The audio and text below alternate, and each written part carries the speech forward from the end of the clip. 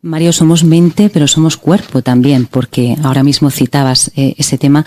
Y también nos preguntábamos un poco las señales que indican en el cuerpo, ¿no?, que no somos felices, ¿no? Porque hemos conectado muchas veces con la enfermedad, hemos conectado muchas veces con, bueno, pues distintas patologías, tanto psicológicas como físicas, ¿no? Y nos preguntábamos eso, ¿no? Cuerpo feliz, ¿cómo es un cuerpo feliz? ¿Qué señales nos indican que conectamos con esa felicidad? Muy bien. Hacéis muy buenas preguntas. Muy buenas. Somos muy estudiosas, ¿verdad? Sí, El dicho de Mario es un halago, pero... Sí, porque es que yo veo hasta qué nivel tengo que tirar de lo poco que sé. Sí. Y eso es que lanzáis muy hondo. Vamos a ver. Nosotros tenemos una dimensión en el sistema nervioso que se llama el sistema nervioso vegetativo. Y el sistema nervioso vegetativo, en principio, no es gestionable desde la autoconsciencia. Es decir, no puedo yo directamente decir, voy a acelerar mi corazón o voy a calmar mi corazón, salvo que utilizo una serie de estrategias concretas, me voy a la respiración, etcétera, etcétera. Bien. Entonces, ¿qué es lo que nos pasa? Nos pasa que de esos dos sistemas hay uno que se llama el sistema nervioso simpático, que cada vez que se activa, inevitablemente lleva a un nivel de desgaste. ¿Es importante el sistema nervioso simpático? Naturalmente que sí, porque tiene que ver con estar más atento, tiene que ver con ser más cauto, tiene que ver con ser más ágil, más rápido, y esto consume una gran cantidad de energía. Hay otro sistema que trabaja en cooperación con él, que se llama el parasimpático. El parasimpático es el que te ayuda a recuperarte, es el que cuida, para que nos hagamos una idea, de los aproximadamente 60 trillones de células que tenemos, más o menos. Entonces, ¿qué ocurre? Que cuando una persona tiene constantemente activado el sistema nervioso simpático, el sistema parasimpático no puede estar activado, porque no pueden estar en el mismo órgano simultáneamente dándose las siguientes situaciones. Un sistema nervioso simpático hiperactivo y un sistema nervioso parasimpático hiperactivo. O un sistema nervioso parasimpático hipoactivo y un sistema nervioso simpático hipoactivo. Cuando sube uno, baja el otro. Entonces, ¿cuál es el problema de la hiperactividad del sistema nervioso simpático? La enfermedad. Porque el organismo sí está hecho para activar ese sistema, el simpático, ocasionalmente, a lo largo del día. Son los momentos de estrés. Estrés porque no llegas al trabajo, estrés porque tienes pues ahora mismo estás en un podcast muy importante, te gustaría que ayudara a las personas que lo van a escuchar. Estás en un momento de estrés, pero eso es saludable. El organismo, claro, que tiene que tener esos momentos de estrés. Pero luego entra la recuperación, que corresponde al parasimpático. Cuando esa recuperación no existe, entonces el sistema nervioso simpático se mantiene constantemente activado. Y esto produce una forma de estrés que es sumamente negativa y que es causa de enfermedad, está asociado a un porcentaje enorme de enfermedades y que se llama distrés. Entonces, ante la pregunta, lo primero que una persona nota cuando está muy tensa o cuando está bajo el efecto del distrés es lo que se llaman las corazas neuromusculares, es decir, el cuerpo se tensa. ¿Por qué? Para protegerse. ¿Pero protegerse qué? De una posible amenaza. Si el músculo está relajado y te dan un puñetazo, protege mucho menos que si el músculo está tenso y hace una coraza. Esas corazas neuromusculares producen todo tipo de problemas. Primero, consumen una cantidad de energía brutal. En segundo lugar, producen dolores de cabeza, dolores musculares, tensan las articulaciones, es decir, producen dolores. En segundo lugar, otra de las cosas que ocurre es que la hiperactivación del sistema nervioso simpático, sobre todo cuando es sostenida, produce un enorme cansancio. Pérdida de energía, una especie de apatía, el famoso burnout. La persona está quemada, no tienes ilusión por las cosas, es como que pasas de todo. Otra cosa que se nota mucho es una pérdida en la capacidad de concentración. Te cuesta muchísimo mantener la atención, entonces hay una distracción permanente.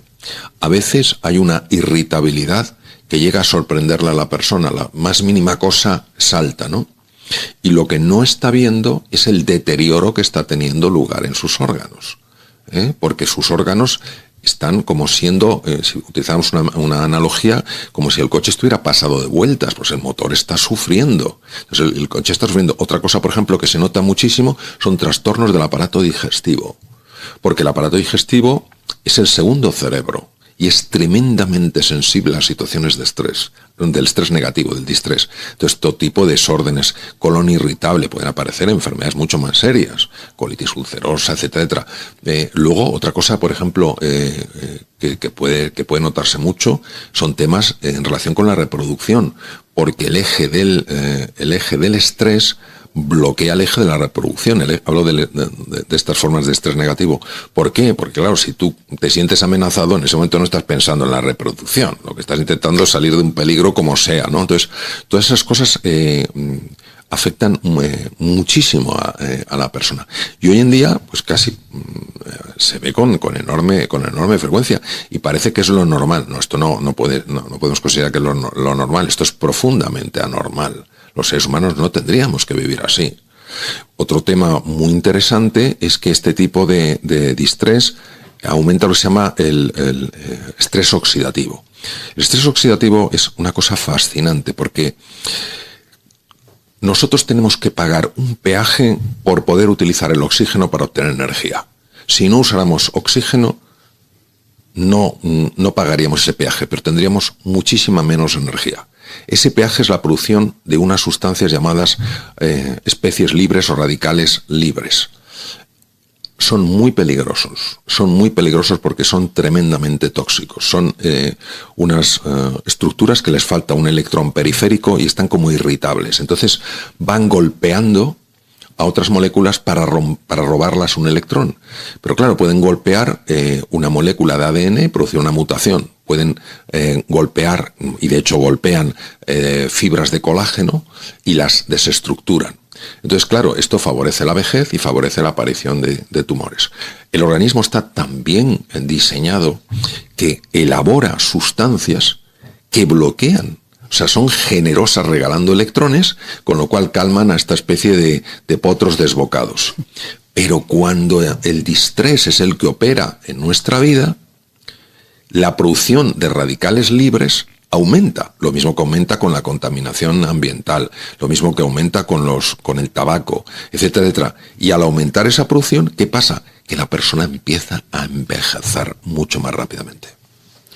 Estamos hablando de todo este proceso, claro, personal, ¿no? De esta reinvención que tratas en tus últimos trabajos, Mario. ¿Qué pasa en nuestra relación con los demás? En esta búsqueda de la felicidad hay mucha gente que dice, sí, pero tengo a seres cercanos que son o depresivos o negativos o que tienen esta mirada crítica hacia mí, hacia lo que hago. ¿Cómo podemos gestionar esta parte del entorno del que no podemos separarnos por otro lado?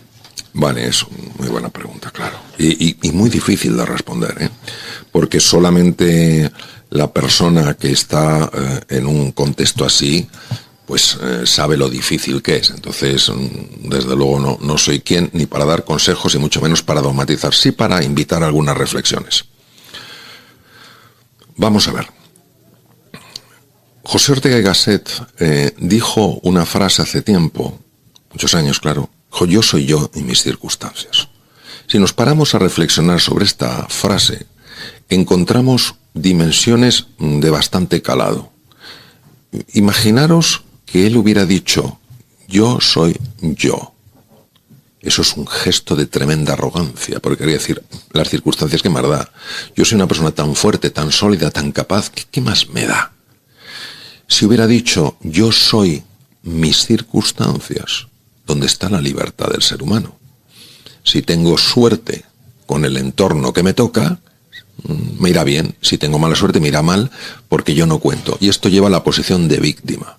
La posición de víctima está asociada, por ejemplo, a un aumento de las enfermedades cardiovasculares. Pues la posición de víctima es sensación de impotencia, sensación de no se puede cambiar. Entonces, yo soy yo y mis circunstancias. ¿Esto qué quiere decir? Quiere decir que hay circunstancias muy complicadas en la vida de las personas. Hay veces en las que tienes que hacerte cargo de personas o que tienen un tipo muy avanzado de discapacidad que requiere una atención permanente. Mil situaciones. Te puedes encontrar también con personas que están muy amargadas y da la sensación de que eso pues lo quieren extender a otras personas para que estén igual de amargadas y no se sientan ellas a lo mejor tan solas. Entonces, ¿cuál es mi abordaje? El primer abordaje es, primero, asumir que alcanzar la perfección en esto es inalcanzable. ¿Por qué digo esto? Porque tenemos una figura de la que habló mucho Sigmund Freud, que llama el superyo, que es la exigencia de que seas perfecto. Tú nunca te puedes enfadar con esa persona. Tú nunca puedes tener un mal momento. Date cuenta que es tu padre, date cuenta que es tu madre, que es tu hermano. ¿Cómo piensas eso? Entonces, esa tensión te llena de culpa y esa culpa no ayuda a nada. Entonces, es el principio de Pareto. Pareto fue un economista que dijo que hay que buscar el 20% de las cosas que hagan el 80% del efecto. Porque si quieres el 100% no lo vas a conseguir. Entonces, primero, ¿qué diría? Que toda persona que esté rodeada que esté en un entorno complejo tiene la responsabilidad de cuidarse. Y no por cuidarse tiene que sentirse egoísta. Y si siente culpa, esa culpa la tiene que dejar pasar, porque la culpa hace mucho daño. Entonces tiene que reconocer que necesita momentos de descanso, que necesita momentos de recuperación. Y dirás, bueno, no los tiene. A veces no es que no se tengan, a veces es que no se buscan, porque si se encontraran uno se sentiría culpable. No, tendría que estar todo el rato aquí, tendría que estar tal, yo cuidarme. Tenemos tal condicionamiento en tal. Entonces, eso es lo primero. En segundo lugar, le diría que vigilara sus pensamientos. Que todo pensamiento de condena, de acusación a la otra persona, es una egoísta, solo piensa en ella o solo piensa en él. Todo juicio no me tiene en consideración. Toda declaración de culpabilidad hacia la otra persona, si es que en el fondo merecería estar solo, merecería estar sola, y todo castigo, pues voy a ser, porque tengo que estar con él, tengo que estar con ella, pero voy a estar indiferente, todo eso que sepa que le vuelve a ella. Entonces, que busque tener pensamientos positivos. ¿Qué quiere decir? Esta persona hace lo que puede con el nivel de conciencia que tiene. Eso no quiere decir que yo no tenga que plantar mis límites, lo que se llaman los boundaries, mis fronteras, pero tengo que hacerlo de una manera que no empeore el problema. El día que nos demos cuenta del poder que tiene un ser humano de transformar todo a través del amor, como decía un gran antropólogo, Teilhard de Chardin, ese día el hombre habrá descubierto por segunda vez el fuego. Es nuestra resistencia a lo que hay, lo que muchas veces empeora el problema. No es que elimine la existencia de un problema, es que empeora el problema o lo mejora. Yo soy yo y mis circunstancias. Hablas mucho, del amor, y pensábamos Raquel y yo también antes de esta conversación.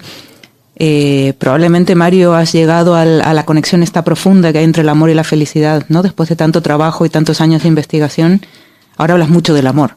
Sí, porque es una conclusión a la que llegas después de recorrer muchos caminos, de darte muchos golpes, de analizar mucho las cosas, de estudiar para encontrar la respuesta, y al final te das de bruces con una realidad que siempre ha estado. Y es que el ser humano en su esencia es amor. Y si la felicidad es vivir desde el ser y el ser es amor, quiere decir que vivir desde el amor es ser feliz. Entonces, ese es el tema. Pero claro, no estamos hablando de lo que nosotros entendemos por amor. Estamos hablando de que los griegos hablaban como agape. Agape es un amor gratuito, un amor sin condiciones. No te quiero por cómo eres, te quiero por quién eres. Claro, cuando tú te encuentras con una persona que tiene una mirada apreciativa porque mira desde el amor, el poder transformador es absolutamente brutal. Voy a poner un ejemplo, porque cuando uno mira con esa mirada apreciativa, todo su rostro transmite eso. Esta es una historia real de un norteamericano que había decidido suicidarse. Se iba a despeñar, se iba a tirar por un sitio y lo tenía claro. Entonces fue a cruzar una calle, una carretera, y lógicamente una persona que se va a suicidar no suele ser muy cuidadoso viendo si el semáforo está en rojo o está en verde. Entonces él cruzó directamente y venía un coche, pegó un frenazo y el hombre, claro, oyó el ruido, miró. Estaba conduciendo una señora. Yo me gustaría que nos paráramos un instante, Raquel y Laura. ¿Cuál es la reacción habitual de un conductor cuando le sucede eso? Le pone a caldo. A caldo. Vamos. Porque parece lo razonable. Él giró y se encontró con una mirada y una sonrisa. ¿Qué tendría esa mirada y esa sonrisa que decidió no suicidarse? Por eso, para mí, el propósito de la vida es reconocernos en lo que somos. Y cuando nos reconozcamos en lo que somos, inevitablemente irradiaremos lo mismo que irradiaba esa conductora. Y al irradiar eso que se irradia, la transformación es brutal. O sea, ¿cómo es posible que una mirada y una sonrisa sean capaces de transformar la voluntad firme de acabar con tu vida? ¿Qué tiene el amor que eso nos escapa? Por eso Teilhard de Chardin decía eso: el día que el ser humano descubra el verdadero poder del amor, habrá descubierto por segunda vez el fuego. Fijaos lo que el fuego ha cambiado en nuestra vida. Entonces, claro, nosotros el problema es que asociamos inmediatamente el amor con una cosita azucarada, dulzona. Sí, con el amor romántico. Claro, entonces, fíjate que los griegos hablan de Eros como el amor romántico. Claro que tiene su lugar. Habla de filia, el amor a tus hijos, el amor a tus amigos. Claro que tiene su lugar. Pero hablan de un amor que no es un sentimiento, es una elección. Eso le llamaron agape. Agape.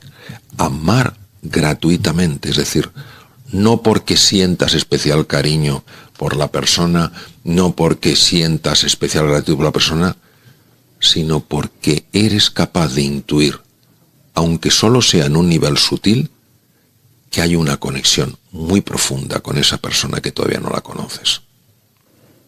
Sobrecogedor. Bueno, podemos hablar una hora más porque qué claro lo explicas, Mario, que esta parte de la elección también nos queda, ¿no? Esta elección, elijo ser más feliz, tener más amor, elijo reinventarme. ¿Qué palabra has elegido también esta de reinventarse? ¿Por qué? Nos quedaba esa duda. Yo escribí Reinventarse, tu segunda oportunidad en el 2010. Si recordáis, el 2008 fue una época muy dura, que duró bastantes años, y yo andaba buscando algo que pudiera devolver la ilusión, la serenidad y la confianza a tantas personas que habían visto sus empresas hundirse, se habían encontrado en la calle haciendo su trabajo perfectamente bien. Sin embargo, las circunstancias en las que eran personas muy confundidas, personas muy perdidas, estábamos todos en una situación, pues estábamos en medio de una crisis muy profunda, y dándole vueltas y vueltas y vueltas a todo, al lenguaje, a las palabras, intentando encontrar algo que pudiera expresar lo que quería transmitir, me vino Reinventarse. Me vino Reinventarse, hablándolo además con un amigo, un íntimo amigo mío, con Jaime Antoñanzas. Estábamos hablando y en un momento determinado surge esa palabra. Yo de hecho le estoy muy agradecido porque estoy seguro que él fue el gran catalizador para que esa palabra emergiera. Y estamos, pues yo creo que esta es la palabra, fíjate. Entonces cuando él la dijo, resonó con especial fuerza en mí. Dije, pues sí, mira, yo la estaba considerando, pero cuando tú lo has dicho con esa convicción, realmente es que a mí me ha tocado muy hondo. Y vamos a titularlo Reinventarse, tu segunda oportunidad. ¿Por qué? Porque muchas personas que querían una segunda oportunidad.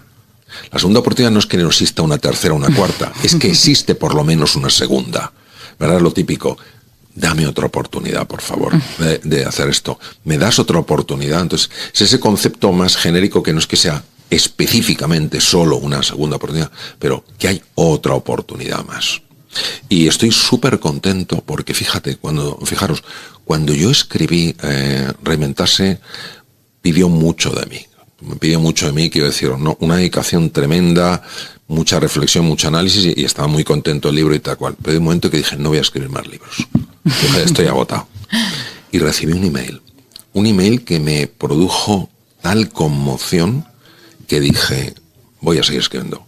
Era una mujer que había perdido a su hija y había entrado en una depresión. Y me escribió un email y dijo, doctor, el libro Reinventarse me ha sacado de la depresión.